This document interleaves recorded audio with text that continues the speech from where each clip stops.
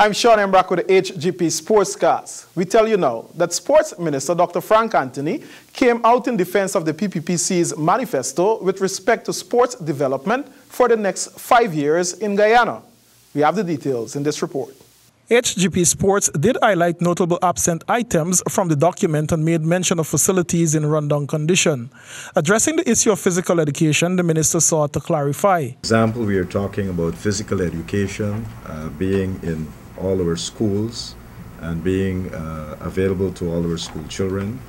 And that is something that we feel strongly about, and we want to make sure that this happens. With regard to equipment and facilities in schools, this explanation was given. We are also talking about improving sports facilities and the management of these facilities within the school system. And that is something that we will also be working on to make sure that every school, they have these types of facilities. Development of athletes, as stated in the manifesto, was also addressed. Talk of a long-term athlete development program. It's a very comprehensive program that look at age categories, the skills that are appropriate for those ages, and what we can do. The professionalization of sports in Guyana will be addressed through this method.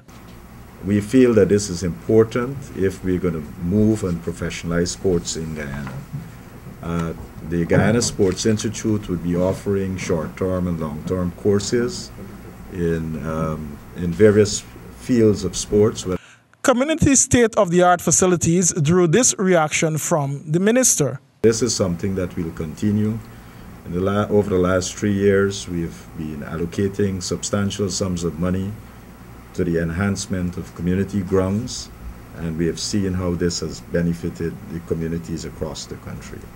The issue of sports scholarship and resources for NDCs to give them autonomy to develop sport in communities was not addressed. The minister noted that the PPPC's manifesto is indeed a comprehensive contract with the electorate. In some football news now, Guyana and Suriname clashed in a friendly international game at the Capricorn Stadium, Paramaribo, as both nations prepare for the FIFA World Cup Russia 2018 qualifiers, which continue in June with second-round matches. Debutant captain Dwayne Jacobs shared that a win will give his team the confidence to continue their winning ways of recent. Suriname scheduled to play Nicaragua on June 7th at the Estadio Nacional Dennis Martinez Stadium, while Guyana face St. Vincent and the Grenadines on June 10th at the Arnes Vale ground. Both games are away matches.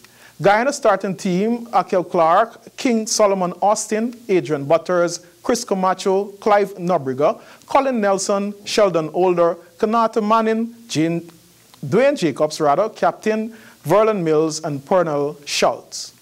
Godfrey Loudon captured the Assurers men over 35 singles title from Carlos Adams in straight sets with a 6-3, 6-0 win on Monday evening at the Le Souvenir Tennis Club. The rivalry between the two veteran tennis players go back for years, and a dramatic display of resilience by both men was the highlight of the matchup in their respective attempt to be Guyana's modern-day veteran tennis champions. Semi-final is on tomorrow at the GFC Ground border for the Buster Soft Shoe competition. The highlights of the night will be Queen Street Tiger Bay versus West Front Road, and Kitty Weavers challenge Sparta Boss. Game time, 8 p.m. Our Stelling Raiders tasted defeat in the third round of the East Bank Football Association Under-13 League to open up the title race. Calvin Chapman reports.